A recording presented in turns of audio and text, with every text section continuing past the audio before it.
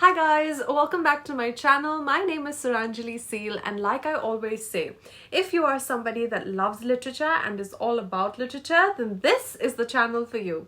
In our video today, we're going to discuss the Caroline Age from the history of English literature. Now, before we begin with this video, I would like to remind you that we're done with the Age of Elizabeth, its important characteristics, and a few of its important writers. And now we're moving on with the history of English literature, with our discussion on the history of English literature, and we've progressed till the up till the Caroline Age. Now, one fact that you have to remember is that the Caroline Age plus the Commonwealth period or the interregnum, together these two make up the Age of Milton or the Puritan Age. So the Puritan Age comprises two eras, okay? It is the Caroline Age or the Caroline era, and the Commonwealth period or the interregnum. Both of them together form the Puritan Age, which is also called the Age of Milton. So today we're going to discuss the general characteristics of the Caroline Age, and after that we're going to discuss the Commonwealth, interregnum, the metaphysical poets, everything. That together will form the Age of Milton or the Puritan Age. So I hope this is very clear. Now we're going to move on with the background to the Caroline period. So let's get right into it. Okay, so guys, some concrete facts with regards to the background to the Caroline period, okay? So we know that James I of England died in 1625. That is Charles's father, okay? Now, his period, the period during which James I was ruling after Queen Elizabeth I, James I ascends to the throne, and after his death, Charles I takes over, okay? So James I, the period during which he was ruling, it is known as the Jacobean era. Now, if you see the Age of Elizabeth, sometimes this distinction is made between the Age of Elizabeth, then the Jacobean era, then the Caroline period, like that, and so on. But sometimes the Jacobean period is read and understood in totality with the Elizabethan era. Like sometimes the distinction is made, sometimes the distinction is not made, okay? But James I was ruling after Queen Elizabeth I, and his reign, the period of his reign, is referred to as the Jacobean era in the history of English literature, and it is the era of Charles I's father. So his son, Charles I, okay, succeeds him, and his reign is known as the Caroline era, okay, and it is a period of 24 years, like I've mentioned. Now, why is it called the Caroline era? Because James I, Jacobean, Elizabethan era. So now why is this Caroline era if it's Charles? Now the term Caroline has been derived from the Latin word Carolus, which is the Latin for Charles. So the name Charles in the Latin language, in Latin, it is actually Carolus. So they've derived the word Caroline from the Latin name. So Caroline era refers to Charles I's rule, okay, of a period of 24 years. Now let's look at some of the characteristics of his rule. In an overview, we'll just look at it now in a few points, okay? And after that, we'll dive deep in the slides that are to come. So the Caroline era followed the Jacobean era, like I've mentioned.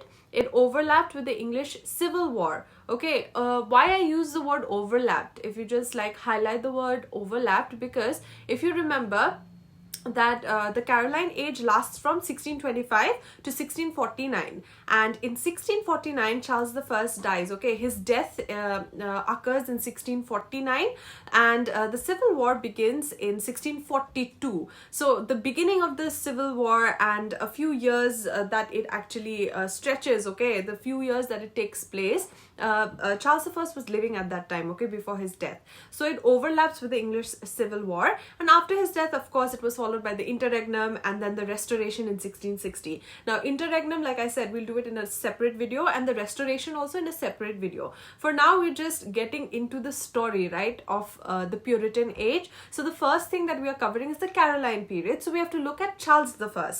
Now, this should not be mistaken with the Carolean era. So there's another Carolean era that happens later, okay, very much later after the Puritan Age. So we'll look at the Carolean era later. But for now, you have to know this is the Caroline period, Caroline era, okay? So what are the things you have to remember? That Charles I succeeded his father James I, that his period of 24 years of rule is known as the Caroline era. The Caroline era, the word Caroline has been derived from the Latin Carolus, the word Charles in Latin translates to Carolus, and they have derived the word Caroline from that word. And you have to know that it overlaps a few years of the English Civil War from its beginning, and in this 1649, Charles I dies. Okay, so that will mark the end of the Caroline period. So this is the background. Okay, now we're going to dive deep into the general characteristics of the Caroline period, and how, if you understand the general characteristics, like I've also mentioned in my Age of Elizabeth characteristic video, you would know that it goes a long way into enhancing your your answers. It goes a long way into your understanding of the age in general, and also when you read the writers, you will understand where they're coming from, because the background or the era to which you belong to, it does go a long way into affecting the way you think. Like in the 21st century today, there's a lot of talk about equality, there's a lot of talk about empowerment. Now there's this new talk about mental health. So you'll see that oftentimes the literature of the period also is actually affected by these trends, affected by these sensibilities. So if you understand the Puritan age, you will understand its literature by default. So therefore, this is a general background. Now let's just dive deep into the general characteristics of the Caroline period. So let's get right into it. Now let's look at the features of the age in detail, okay? So the age was dominated by conflict, social, religious, and political. So now, like I've mentioned, that these strands in society, the conflict in society, will find itself expressed even in the literature of the times. Now, this is something which came to my mind when I was studying the history of English literature, okay? So what my take was, and I thought it would be nice to share my opinions as well with you all.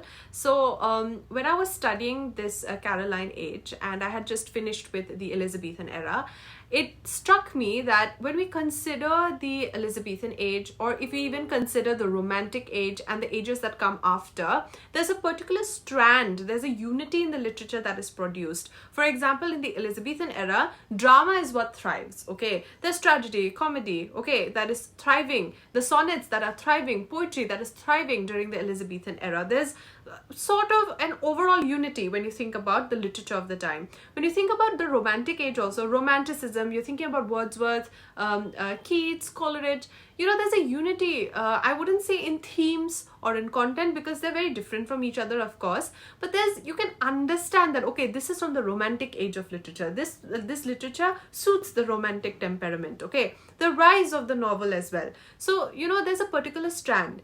But when you consider the Puritan age, there's you will understand there's a discord, okay?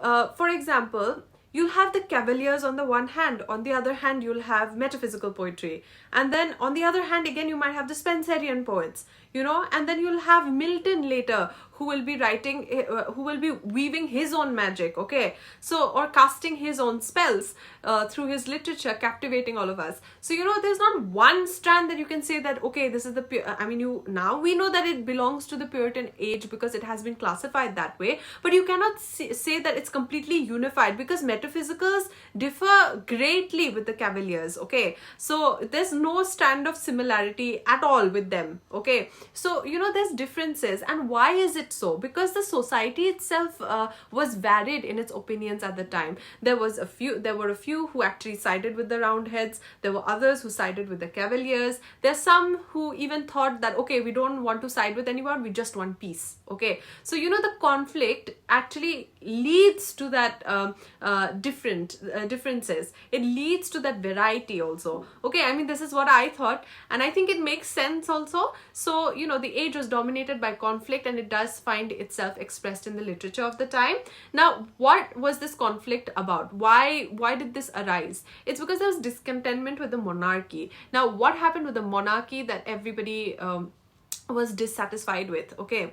Now, imagine Charles the First, okay, he's a young boy and he's looking at his father rule the kingdom, James the First, okay, James the First is ruling the kingdom, and Charles is a little boy looking at his father, and James the First believed in the divine right of kings. He ruled via that belief, the divine right of kings. What is the divine right of kings? Divine right of kings is the belief system that the people and the king also believe that the king has been chosen by God. He's a representative of God on earth.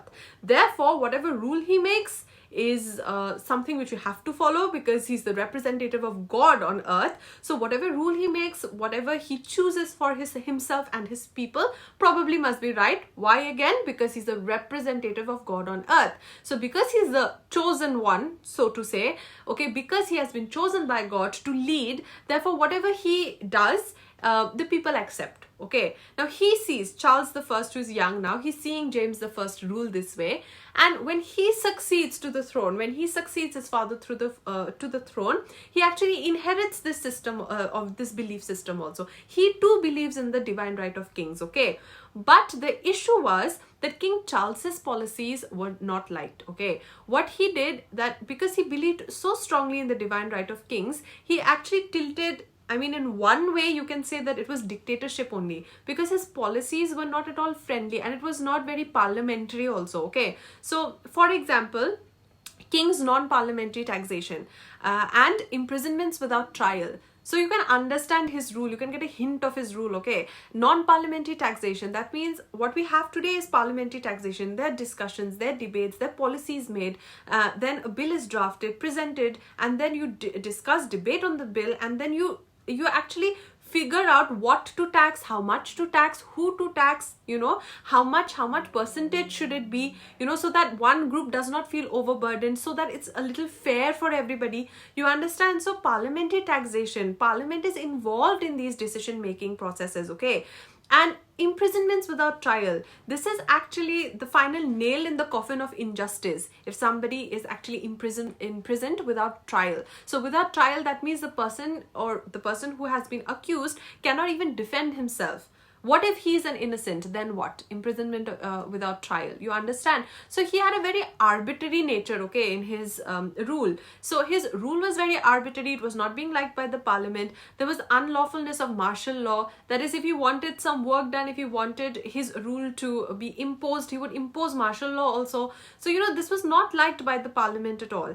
And of course, the people also. So this led to the Petition of Rights. Now, what is the Petition of Rights? This is just an example so you understand, okay? In 1628, the House of Commons drafted this petition proclaiming, among other things, the illegality of taxation without parliamentary consent and of arbitrary imprisonment. So they voiced out through this petition, they drafted this petition, and they voiced out that this is the illegality of all the acts that you've been doing.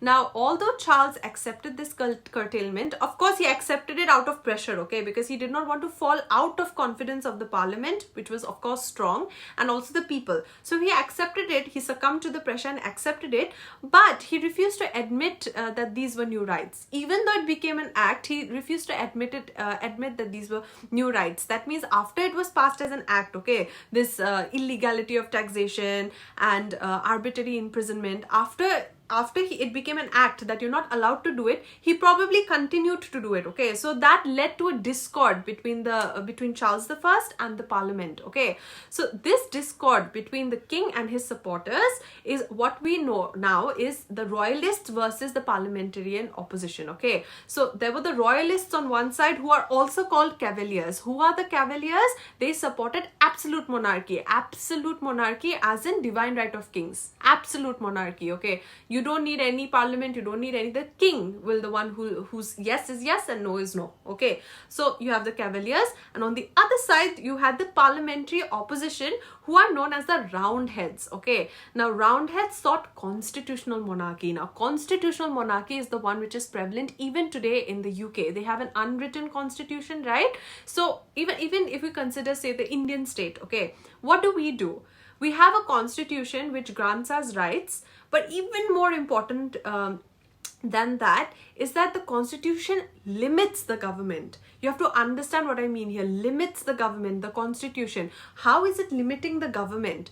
say the government, okay, when you consider the Constitution of India, if somebody says that, okay, you have the right to shout, okay, you have liberty, you have right to liberty, right? So you have the right to shout. If you have the right to shout, I have the right to shout too, right? Because even I'm a citizen of this country, so I have the right to shout too. So when I am shouting, I have to keep in my mind that you are not disturbed. And when you are shouting also, you have to remember that it doesn't disturb everyone around you. So liberty does not mean absolute liberty. There are reasonable restrictions to your liberty. So you see how the Constitution has granted you liberty, but because it's a rule, right, that liberty does not mean that you can do whatever you like. You know, you have to respect other people. It is also limiting you. You understand? You have the liberty. So imagine if in the Constitution it was written, you have liberty to do whatever you want. I guess everybody will be doing whatever they want. You understand? It will lead to chaos. So Constitution actually also limits. So here I just gave an example, but in a wider context, it limits the government so that the government does not become arbitrary. So this is what the parliamentarian wanted, so that they could check the king, you know, so that they could check that he's not doing anything wrong.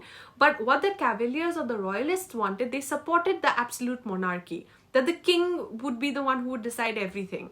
So this is the features of the age, okay? So you have to understand that, because we're going to do Cavalier poetry, okay? We're going to do the features of Cavalier poetry. We would see how it differs with metaphysical poetry when we'll do the metaphysical poetry in a separate video. We will see how they differ and why they differ. You understand? Why is it so peculiar? What was T.S. Eliot's opinion of the metaphysical poets? You understand?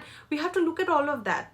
And why this peculiarity, you know, was not checked. You know, what is the plus points of the metaphysical poetry? Everything revolves around the sensibility of the times. So that is why a general background understanding of the background you will have to know, so that you understand what the literature is about. So this is the features of the age. Now one by one we'll look at the arts, as like we can focus on literature, art, architecture, not so much, but literature with regards to arts.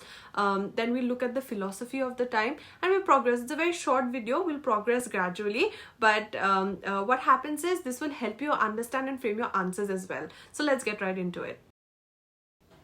Now let us have a look at the arts, okay?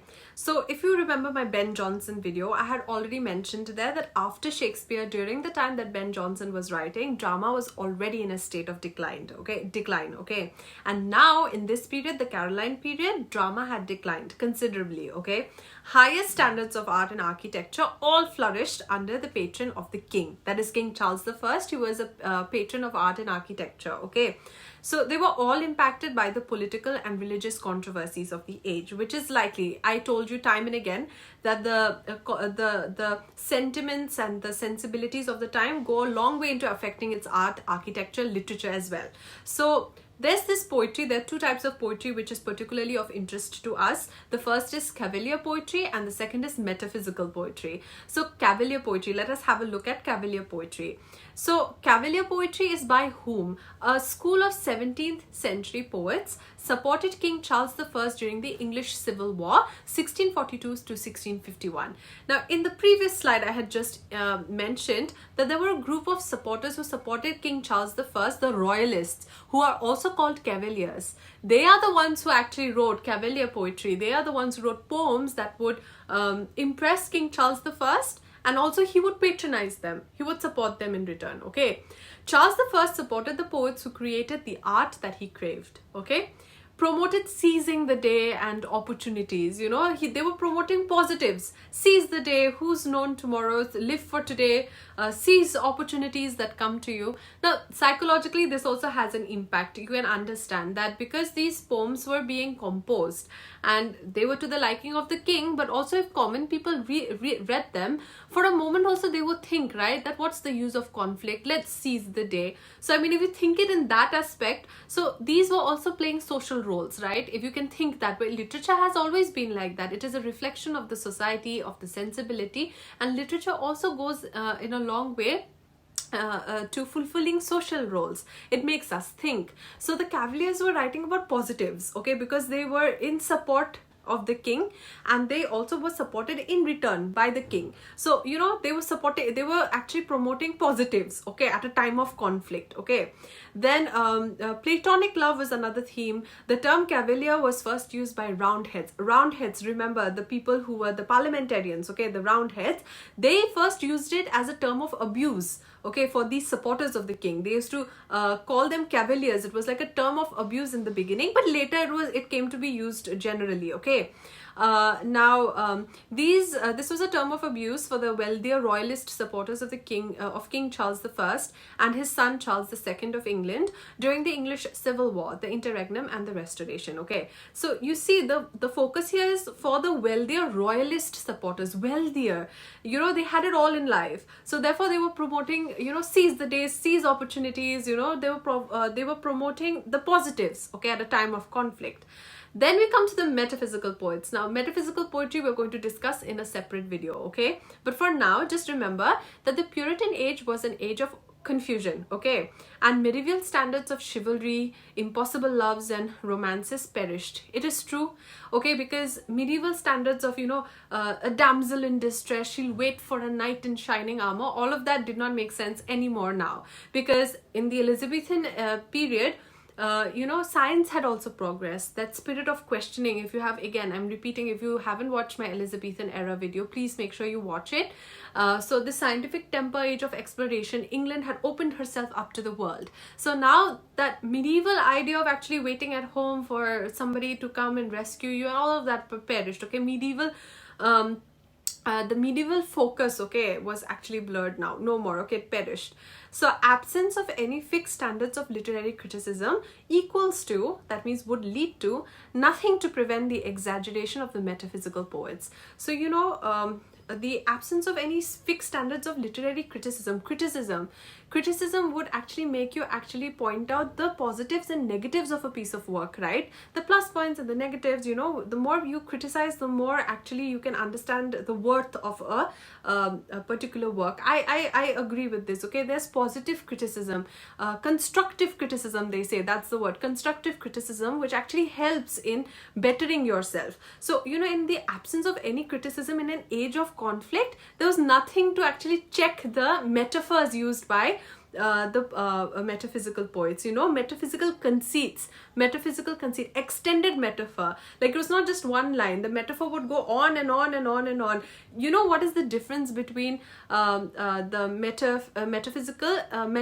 metaphor and metaphysical conceit? It is the length. A metaphor is short, metaphysical conceit, it goes on and on and on, okay, like in the metaphysical poems. So the metaphysical poets, nothing to check them. So we're going to discuss this in the next video. So from here you have to, the takeaway is that the arts under him flourished, okay? Art, architecture, everything flourished. And there are two types of poetry. One is cavalier poetry and the metaphysical poetry. Spenserian poets are also there. We're going to discuss that later. For now, it's cavalier poetry and metaphysical poetry. Now let's move on further.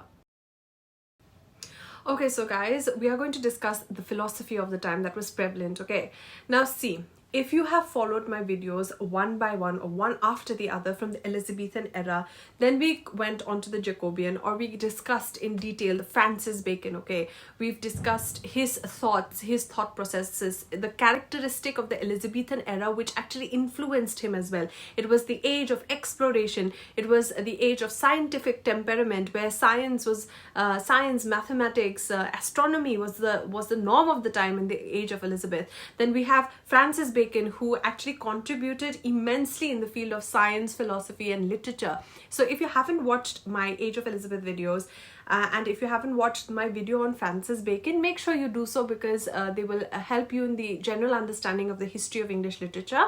So in the Francis Bacon video and in my Renaissance video also, we have discussed elaborately what was the temperament of the age of Elizabeth. So Francis Bacon is known as the father of empiricism. He's the one who actually contributed to science, the experimental science. He's known as the father of empiricism, his inductive method which he had contributed. It is the ABC, the basis of science today, that you observe, you experiment, and then come to facts, then come to your conclusions, you know. So this is the basis of science today, and it was through Francis Bacon. Now this scientific temper continues. You have to remember that during the age of Elizabeth and onward, science progresses. It was the type of science, the type of innovation, and the type of progress that we have made in science, and the way we know science today is not the same in the 1660s or in the 1600s. It was, of course, not that developed. So science was developing. Even philosophy also contributed. Okay,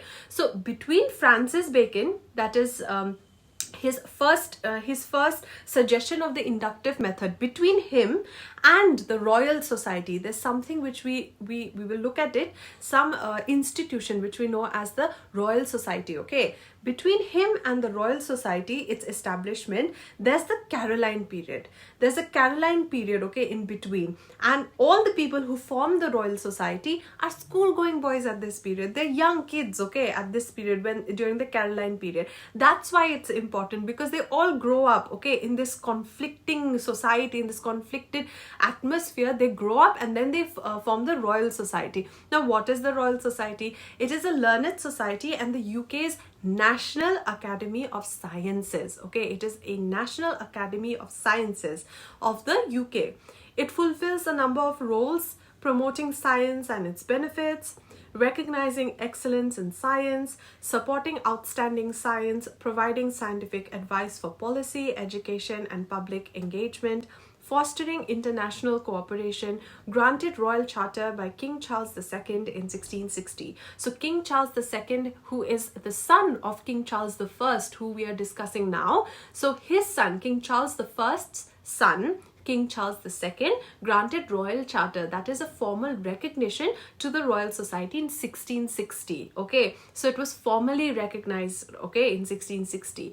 Now, members often did not belong to a formal institution, its members, okay, and hence referred to themselves as an invisible college. So why invisible college? Why did they call themselves? Because they did not belong to a particular institution, but they shared common ideas, they shared this scientific temper. They would often meet and discuss and debate over certain things which they thought was relevant in the field of science, okay, and they contributed to in their own way. So because of the geographic proximity, regular meetings, and shared interests, they referred to themselves as the Invisible College. Now, it is the oldest, that is the Royal Society, is the oldest continuously existing scientific academy in the world. It is the oldest continuously existing, that is, it never stopped in between or discontinued, nothing. It continued from the 1600s. It has been continuing to contribute in the field of science, and it is the continuously existing scientific academy in the world. Okay, so you know, this is a fun fact. It would be nice that if you would know these things and find a way to incorporate these ideas into your answers also. And why did I mention philosophy here? It's because there's this mention of Francis Bacon, who also contributed to literature, right, through his works. So between Francis Bacon, again I'm saying, between Francis Bacon and the establishment of the Royal Society, there's the Caroline period, okay, that period of conflict. And all the people who go on to form the Royal Society, they were school-going boys at this time. So you understand, they grew up in that atmosphere, you know, and we'll look at all of this later. But I thought this was a very important, I mean, interesting point that we could include in this discussion. So this is something, a food for thought for you all. We're going to move on with the next characteristic. Okay, so now let's have a look at the religious conflict that was taking place during the Caroline period. Now, the general belief was in the well-ordered monarchy, which was divinely mandated. So therefore, there was this general belief, okay, everybody agreed with it, that there should be a well-ordered monarchy, okay, and that this idea, this system, this well-ordered system was something which God wants us to follow. It was divinely mandated, that God wants us to function this way. Agreed. But what was the conflict? The conflict was about what well-ordered meant and who held ultimate authority in clerical affairs. So you have to understand that they did not have a problem with the system. They agreed that God wanted a system, well-ordered system. But the problem was what this system, what well-ordered meant. Okay, God said we need a well-ordered system. But what does well-ordered mean? Define it.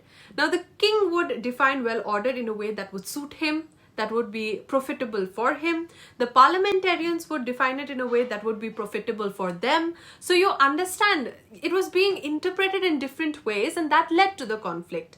So you have to make a distinction between the Episcopalians and the Puritans. Now we're coming towards Puritanism, okay, Puritans. So the Episcopalians supported a church governed by bishops appointed by and answerable to the king. Puritans believed that the bishop was answerable to the leader of the church, who was appointed by the congregations. Now see, I'll say it very simply for you to understand. Episcopalians wanted that the bishop should be answerable and appointed by the king, okay, that whatever is happening within the church, whatever decisions they're taking, they have to ultimately get the final say from the king. Okay, the king will be the one who would give his final say. But the Puritans believed that the king has no role to play in between. Whatever is happening in the church, the bishop would be answerable to within the church itself. He would not have to go to the king to be answerable. That was what Puritanism was all about. Okay. Now, the Episcopalians were it is a hierarchical form of church governance in which the chief local authorities are called bishops. In Puritanism, they were dissatisfied with the limited extent of English Reformation and with the Church of England's toleration of certain practices associated with the Roman Catholic Church, maintaining that the Church of England had not been fully reformed and should become more Protestant. Okay, so this was like the Puritans actually believed that the church needed to become a little bit more Protestant. Since Martin Luther's time, as time progressed, there were many changes that were brought within the church, right? So now what happened is they believed that the changes were not enough. There were certain practices that they still associated with the Catholic Church, so they wanted to change that also. They wanted the church to become more Protestant. So that also was becoming like an issue, okay, between all of them. Now what happens is, Puritan was a term used for anyone who wanted to reform or purify the Church of England, okay? So they wanted to reform the Church of England. They wanted it to become more Protestant. That is what, whoever wanted to reform the Church of England, he was called a Puritan, okay? It was a more general term in the beginning. So I hope this is clear. Just understand and remember that the problem was not with the system. The problem was with who held the final authority, who held the final say, okay? So I hope this is clear. Let's move on further. Okay, so now let's have a look at what is the connection between religion and politics here, okay? What other factor actually contributed to this discontentment with Charles I's rule, okay? It all contributed to the outbreak of the English Civil War. Now, religion and politics were closely related to each other. Therefore, alterations in one were often viewed as implying alterations in the other. So, religion and politics were closely related, okay? There was no distinction between the two. And therefore, there was this general idea that, or general implication only, people would understand that a change in one would actually imply change in the other. They would determine the two, okay? So a change, say, in politics would imply a change in religion and vice versa. Now, why is this so? You have to understand, okay? Let's take an example, the 30 Years' War. The 30 Years' War was one of the longest, most destructive wars in European history, lasting from 1618 to 1648. 1618. When did Charles I ascend the throne? 1625. When did this 30 Years' War end? 1648. When did Charles I die? 1649. So you understand, he was ruling throughout the period that this war was taking place, the 30 Years' War, okay? And it claimed a lot of lives also, okay? It was one of the most destructive wars in European history. Now, this is all in with regards to history, okay? It falls under history, but you have to understand a little bit about it so that you can actually figure out this connection between religion and politics, okay, which would lead up to the English Civil War. So the 30 Years' War began as a religious war fought between Roman Catholics and Protestants in Germany. Eventually, however, it came to involve political control and territory as well. Okay, so you have to understand this, okay, that the 30 Years' War was fought first for religious, it had a religious root, okay, the 30 Years' War. Later, it involved territory and politics and everything, okay. So what is the 30 Years' War? You have to understand that a little bit. So what happened in 1618, okay, there was this future Roman Catholic Emperor, Holy Roman Emperor, sorry. There's this future Holy Roman Emperor. His name was Ferdinand II, okay, and he tried, or he attempted to impose Roman Catholic absolutism. He wanted Catholic absolutism, like Roman Catholic absolutism, okay, throughout his domain. Wherever he was controlling, he wanted throughout his domain, throughout his kingdom, Roman Catholic absolutism. And he was the future Holy Roman king, okay, or emperor, okay. He was the Holy Roman emperor. Now he wanted Catholic absolutism. This did not sit well with the Protestants of Bohemia and Austria. Now the Protestant nobles in Bohemia and Austria, they rose up in rebellion, and that sparked off the war of 1618, okay, this 30 years war. Now imagine, okay, if Charles the First already had so many problems back home, and if he's unable to defend his country, okay, right now, then it would not sit well with his credibility. People will question his credibility. So it was reflecting concerns that Charles was failing to defend and support Protestant Europe when it was under threat from Catholic power. So that's how the people interpreted it at that point. You understand the point now, that religion and politics were closely connected. So therefore alterations in one were often viewed as implying alterations in the other. So through this example you would understand, right? So by the end of this war, the shape of Europe had greatly been changed, okay. So I think that you understand this now. Now let's move on to the final section. Okay, so guys, we've reached the last section of the video, which is a recap of the features of the Caroline period, or the age, okay, this Caroline age. So most Cavalier works had allegorical or classical references. You have to underline that. And drawing on knowledge of Horace, Cicero and Ovid. By using these resources, they were able to produce poetry that impressed King Charles I.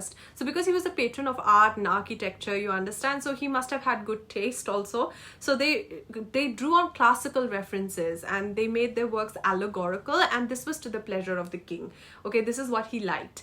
And also I was also thinking these going back to the classics, I think it was a tradition in the Elizabethan era, okay, this revival, the Renaissance. But I feel now also they were going back to the classics because it was an age of conflict.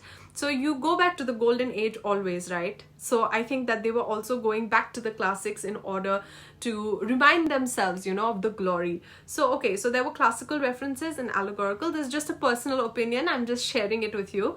Then by using these resources, they were able to produce poetry that impressed King Charles I. The Cavalier poets strove to create poetry where both pleasure and virtue thrived. And these were rich in references to the ancients, of course, and most poems celebrate beauty, love, nature, sensuality, drinking, good fellowship, honor and social life. You have to understand that these are the royalists, not the parliamentarians, the Cavaliers, okay, who wrote in support of King Charles I. So they talked about positives, you understand, about beauty, about love, about nature, sensuality, drinking, good fellowship, honor and social life, as if nothing was wrong with the society, you understand. So these are the themes they dealt with. So they were very boisterous in tone and attitude of the poetry, okay. So they were very loud, very raw in their treatment of sensuality, in the treatment of pleasure, okay, but they also treated virtue. Now metaphysical poetry is another feature of the age.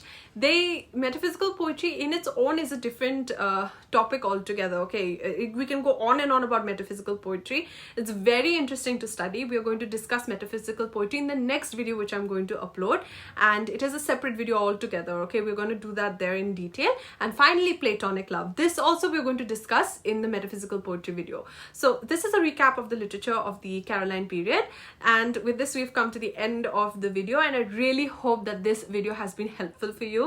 And if it has, then don't forget to like the video, share the video and subscribe to my channel for all things literature. And till we meet again, stay healthy, stay happy, and see you in the next one.